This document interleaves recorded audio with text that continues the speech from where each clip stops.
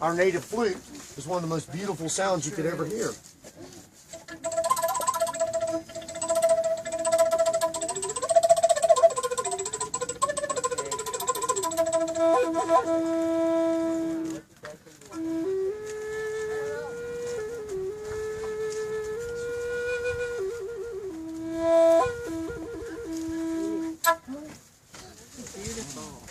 And so, as time went on, many things have changed, from using bird whistles to go to flutes. Or how about, this is one of the later arrows. The first arrow actually looked more like this one right here. This is the first weapons that people had. Sharp sticks for running up and stabbing. And then as time went on, we learned to make those sticks better. We added things to those sticks to make them better and powerful. This spear comes apart for a reason. When I run up to a big giant ice elephant, which is what they hunted back then, and stab it into him, that's going to stick in him, and the hunter can escape into the woods, pull out another arrow, and while other hunters are rushing in, he's back there reloading. And so we can use it again and again. So the arrows came apart. And even into the days when we learned how to do something new. What was that? Throw it. Do I want to get close and stab an animal? That's crazy. But when man finally learned how to throw an arrow,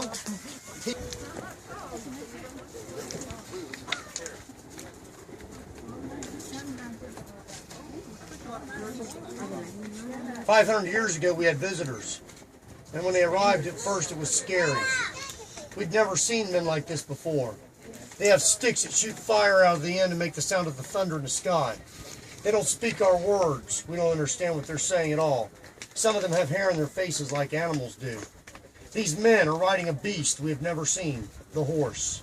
At first we think it's a big dog that they're riding.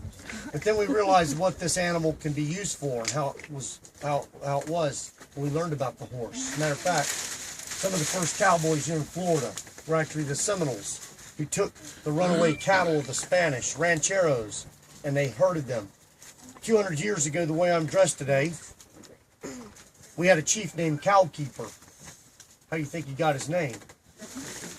These men that came here, that was scary at first. Look at it.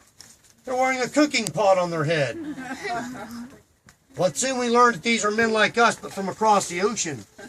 And as they arrived, they brought things we'd never seen. Metal tools.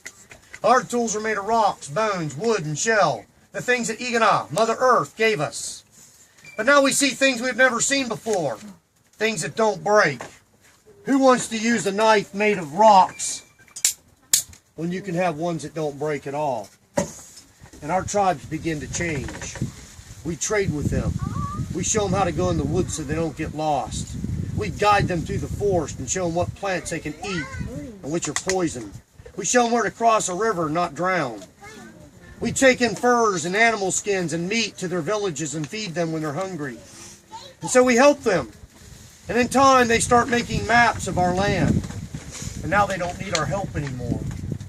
Brothers, they said, with their red coats and their big wigs. We want to make business with you. They wanted to bring the first Walmart to town. Everybody say trading post. Trading post. They started bringing trade goods to us. At first we were gifted something like a knife for showing them how to go in the woods. But once they made maps, they told us to be hunters and use animal skins as money. And if you've ever called money a buck, now you know how it got its name. That's a real buck, a boy deer skin. And I could go to St. Augustine, and for one of those bucks, I might buy me a metal knife. I might buy with $2 or $3 a metal tomahawk. I might be able to get me some colonial Nikes. I might be able to get me a mirror. I might be able to get me a gun if I have enough bucks. A gun would be 50 deer skins or more. You know, that's how almost like buying a car today. It would take us 3 years of hunting to get that many deer. And so I'm not going to be able to pay for it right away. Instead, I'm going to take it from this man, and he's going to give me credit. He says, take it, pay me later. What happened was all the tribes at the same time started hunting animal skins now as money. Pretty soon the animals started disappearing. Pretty soon we had to go to our enemy's land and hunt their deer, and that would cause war again amongst us. Pretty soon we would have to pay them with land, a little bit here, a little bit there. 200 years ago, the new country was born, and back in 1821, Florida became part of the United States and the Spanish were gone. The Spanish had called the tribes that had accumulated here in Florida runaways, runaway slaves, runaway Creek tribes out of Georgia and Alabama, living by creeks and rivers. They were nicknamed Creeks by the English. But Muscogean people accumulated here into Florida. They mixed with the runaway slaves, and they became what the Spanish called the Seminoles, or today the Seminoles. Most of the old tribes had died away from sickness and disease and slavery. And pretty soon the new tribes, the Seminoles, we weren't breaking rocks anymore. That's how our grandfathers did it. We weren't making clay cooking pots out there anymore. That's how our grandmas way back in the old days did it. Now we have the metal things. The cloth becomes our clothes. The beads to decorate our cloths. And so as time goes on, we start to get the white man's things and become very dependent on it. We can't go back to living off the land like our ancestors did. Instead, we're going to keep on trading. And we're going to keep on trading. And pretty soon our land will be the next thing.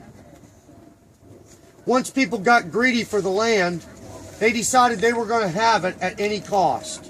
Whether it means to trade with us or to fight with us, they will have it. At the end of the Revolutionary War, when the new country, United States, was born, the land only went as far west as the Appalachian Mountains. People needed land, and back then they passed laws that said all tribes east of the Mississippi River will be moved off their lands to the western lands where the sun sets. Today we call Oklahoma. Oklahoma got its name from the Choctaw tribe, one of the tribes that were moved out there on the Trail of Tears. Tribes called it Trail of Tears because they were sad to leave their homes behind. Oklahoma, land of the red man, is what it means. When they came after the Seminoles here in Florida, the Seminoles decided to fight back. Our great chiefs and leaders like Osceola, Miccosukee, Jumper, and Alligator told us use the swamp to our advantage. And we went deep into the swamps where the soldiers could not find us. When the United States decided to fight the Seminoles, they had no idea that would be the longest, most costliest Indian wars in United States history. Right here in this area, the Seminole Wars.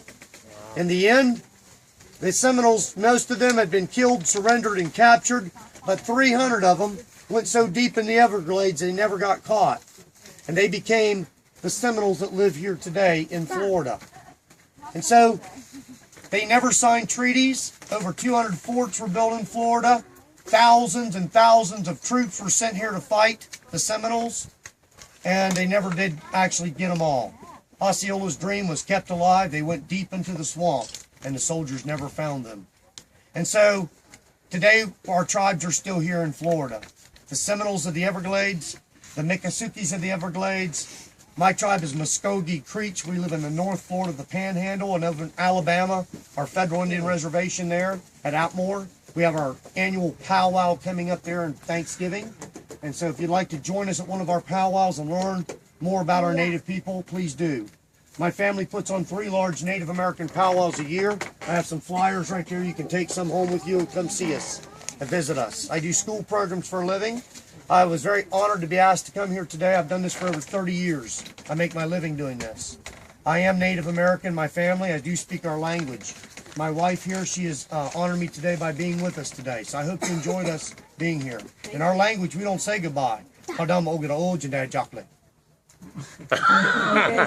Just say Hadam. Hadam. It's close enough. It means I'll see you later. Shinabasha is how you say thank you in Seminole. Shinabasha. In our tribe, my tribe's a Creek, we say Mado. Mado. I gotta get me a little sip of this alligator juice in here. That's what's been keeping me going all day. It tastes like Gatorade.